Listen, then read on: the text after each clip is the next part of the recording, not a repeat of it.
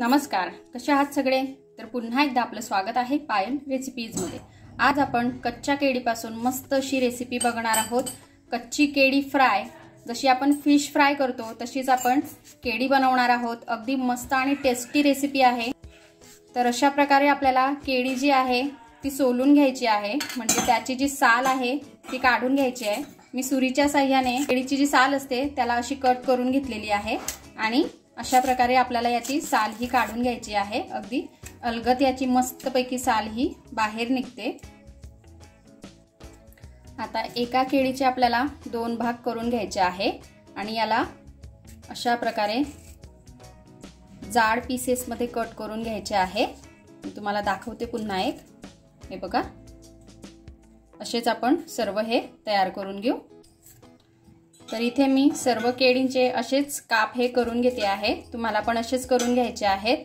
आजची रेसिपी जशी आपली वेगळी आणि मस्त आहे, तसेच वेगवेगळ्या प्रकारच्या मस्त मस्त रेसिपीज मी याआधी सुद्धा केलेल्या आहेत। त्या तुम्हाला बघायच्या असतील तर मी आय बटनवर देते, तिथे जाऊन तुम्ही नक्की चेकआउट करा आणि बघा, तुम्हालाही आवडतील। आता हे जे काप आहेत मी एका बाउलमध्ये काढून घेतलेले आहेत। यावर आपल्याला लाल तिखट टाकायचं आहे।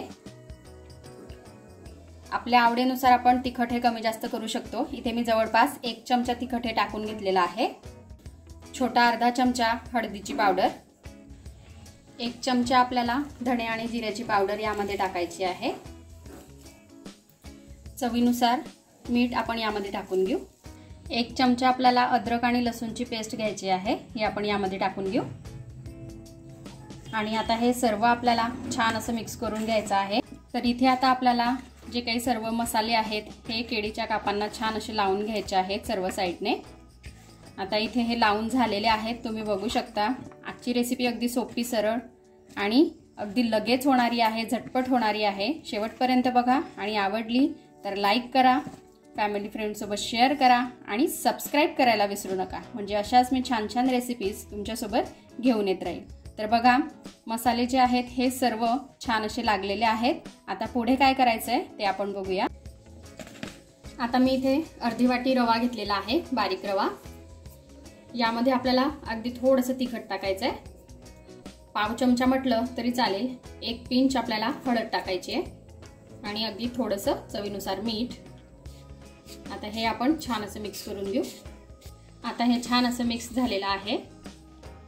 आता जे मसाल्यामध्ये आपण केळी छान अशी कोट करून ठेवलेली होती ती आपल्याला एक एक करून अशा प्रकारे रव्यामध्ये टाकायची आहे आणि रवा आपल्याला यावर छान असा कोट करून घ्यायचा आहे, हे बघा।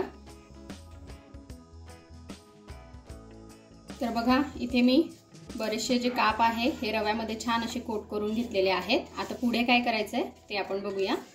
तर बघा, इथे मी आता तव्यावरती तेल टाकून घेतलेलं आहे, जवळपास 1 ते 2 पडी।